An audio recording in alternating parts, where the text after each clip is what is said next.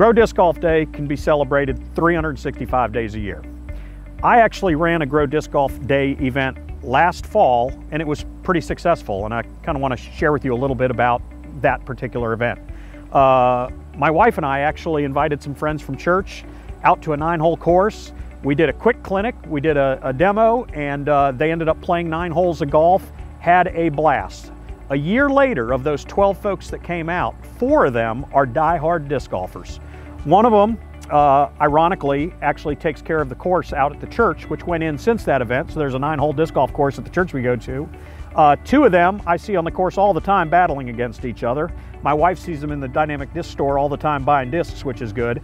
And the other guy gets out and plays about once a month, and he really enjoys it too, probably isn't able to commit as much time to it. But as I look back at that event with those 12 people, 4 of them now look at disc golf as one of their favorite hobbies. And to me, that's why we grow the sport, so that more people can enjoy it like we do. So, you know, I thought a little bit about how it worked and how it was a success. And I kind of came up with 6 things that I focused on that I think if you guys go out and try to run a Grow Disc Golf Day event similar to this, you'll find some success. The first thing is that I limited it to about 10 or 12 people. You know, sometimes you put a flyer up at the local course and you say, come on out, and you hope 500 people will show up. What if 500 people did show up? You couldn't run a Grow Disc Golf Day with 500 people, but 10 to 12 people you can manage pretty easily, and that's what we ended up doing with this particular event.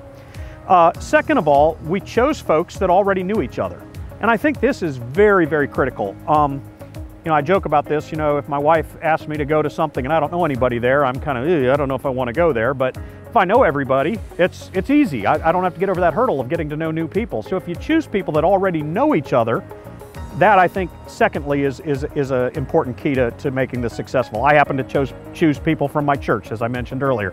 It could be coworkers, people in a dart league, your neighborhood cul-de-sac, who knows where you get that social circle from, but if they know each other, that's helpful.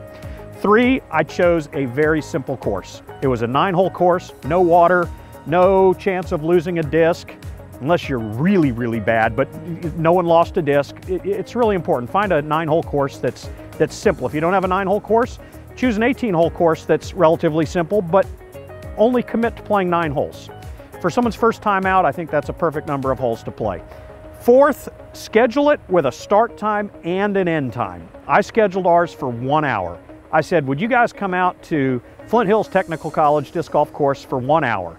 From 6 o'clock to 7 o'clock, would love to teach you and show you a little bit about the game of disc golf and actually have you play some. And it was perfect. There was an expectation that you're not going to be there all afternoon or all morning or whatever, so limit it to 1 hour. That would be the 4th thing that I'd suggest. 5th, do a small, short clinic. And when I say short, I mean short. Talk about the basic rules. I like to compare it to putt-putt golf, you know. You putt the ball into the hole in as few strokes as possible. That's the goal of putt-putt. That's the exact same principle behind disc golf. I also like to talk about the different ways you can throw. I'll demonstrate and show them forehand and backhand and overhand, and I'll throw some rollers down on the ground and do that as well.